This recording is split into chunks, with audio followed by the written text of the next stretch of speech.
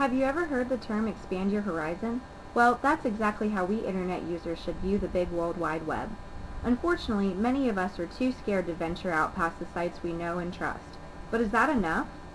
Many of us experience the echo chamber effect, which Dan Gilmore defines in his book Mediactive as the notion that democratized media have given us a way to pay attention only to the people we know will agree with, paying no attention to contrary views or often reality.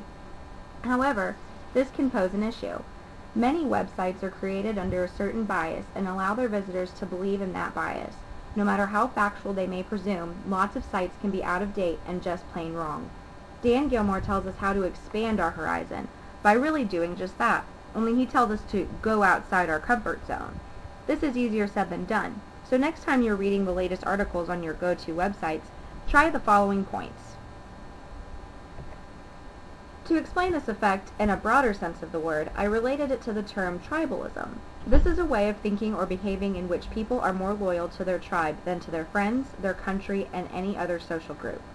Well, I'm sure most of us are still wondering how we can still avoid these biases in our digital media. FAIR.org is a national media watch group that has been offering well-documented criticism of media bias and censorship since 1986, and they provide multiple questions one can ask themselves to detect the biases. Who are the sources? Is there a lack of diversity? From whose point of view is the news reported? Are there double standards? Do stereotypes skew coverage? What are the unchallenged assumptions? Is there a lack of context? Is the language loaded? Do headlines and stories match? Or are the stories and important issues featured prominently? However, if you're still feeling a little sketchy or unsure about the site you claim to be 100% fact, Dan Gilmore gives a perfect recommendation to figure it out. Do the research. When you're on your favorite website next, check it out. What does it entail? Does the site have a hyperlink? If so, click around and see what you find.